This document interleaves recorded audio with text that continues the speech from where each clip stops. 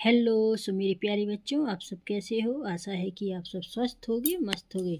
तो आज हम आपको सही जोड़ियाँ लेकर आए हैं जो कि अध्याय 6 की हैं। अध्याय 6 में जितनी भी सही जोड़ियाँ हैं हम उनको सॉल्व करेंगे। तो चलिए, सबसे पहले स्तंभ आ और बा यानी ए और बी दिया हुआ है, ठीक है। तो इधर दिए हुए हैं हमारे प्रश्न, इधर दिए हुए आंसर। इसमें से आपको सही बताना है कि किसका कौन सा आंसर है। तो सबसे पहले दिया है समबाहु त्रिभुज। तो देखिए, समबाहु त्रिभुज, समबाहु त्रिभुज क्या होते हैं? समरूप। जैसे कि आपको पता हो कि समबाहु त्रिभुज क्या है? समरूप। तो हमारा इसका आंसर हो जाएगा सेकंड नंबर वाला। तो समबाहु की इसमें जोड़ी बनेगी हमारी समरूप, ठीक है। तो पहले का हमारा दूसरा सही आंसर है। दूसरा प्रश्न, दूसरा है इसमें समबाहु त्रिभुज का प्रत्येक कोण। तो समबाहु त्रिभुज का प्रत्येक कोण कैसा होता है? समबाहु त्रिभुज का प्रत्येक कोण होता है 60 डिग्री। क्या होता है? समबाहु त्रिभुज का प्रत्येक कोण होता है 60 डिग्री का, ठीक है। चलिए प्रश्न तीसरा लेते हैं इसका। समान लंबाई की भुजा वाले सभी वर्ग, क्या जाएगा? समान लंबाई की भुजा वाले सभी वर्ग कैसे कहलाएंगे? सर्वांग सम। कैसे कहलाएंगे? सर्वांग सम। तो हमारा तीसरे का चौथा आंसर है। अब चौथे का हम प्रश्न लेंगे तो इसका आंसर हमको इधर मिलेगा। तो क्या है? दूसरे चौथे का है दो त्रिभुज समरूप होते हैं। तो दो त्रिभुज समरूप होते हैं कहा जाएगा संगत कोण बराबर तथा संगत भुजाएं एक ही अनुपात में हैं। तो इसका आंसर क्या आ जाएगा? संगत कोण बराबर तथा संगत भुजाएं एक ही अनुपात में हैं।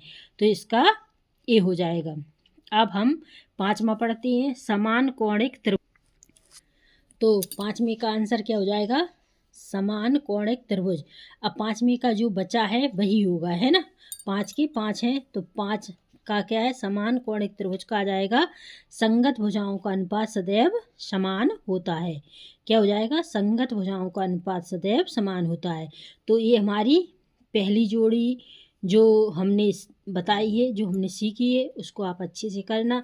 अब चलिए हम इसी में अध्याय 6 की एक और जोड़ी है तो उसको भी हम अच्छे से कर लेते हैं ताकि जो भी क्वेश्चन आए तो हम उसे अच्छे से हल कर सकें। तो फिर दिए हैं ऑप्शन ए और ऑप्शन बी। तो चलिए पहला पढ़ लेते हैं हम। त्रिभुज समरूप होते हैं, इसका इनमें आपको आंसर देखना है कि इसमें क्या है। तो त्रिभुज समरूप होते हैं का आंसर है समबाहु। तो त्रिभुज समरूप होते हैं, कैसे होते हैं? समबाहु। क्लियर। चलिए हम दूसरा लेते हैं, आधारभूत अनुपातिक प्रमेय। आधारभूत अनुपातिक प्रमेय कैसी है? थेल्स प्रमेय। तो इसमें दो भी ऑप्शन आ जाती हैं कि आधारभूत अनुपातिक प्रमेय या थेल्स प्रमेय, दोनों में ही आपका लिखा आ सकता है। तो इसको आपको अच्छे से कर लेना है, ठीक है। आप चलिए तीसरा लेते हैं, सभी वर्ग होते हैं। क्या है? सभी वर्ग होते हैं। सभी वर्ग कैसे होते हैं? समरूप। कैसे होते हैं? सभी वर्ग होते हैं कैसे होते हैं? समरूप। क्लियर। अब हम चौथा ले लेते हैं, दो समरूप त्रिभुज की संगत भुजाएं। क्या है? दो समरूप त्रिभुज की संगत भुजाएं। दो समरूप त्रिभुज की संगत भुजाएं कैसी होंगी? समानुपाती। कैसी होंगी? दो समरूप त्रिभुज की संगत भुजाएं कैसी होंगी? समानुपाती।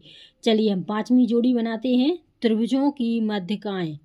त्रिभुजों की माध्यिकाएं। त्रिभुजों की माध्यिकाएं कैसी होंगी? संगामी। कैसी होंगी? त्रिभुजों की माध्यिकाएं कैसी होंगी? संगामी। ठीक है। अब हम छठवां ले लेते हैं, समरूप त्रिभुजों की संगत भुजाएं।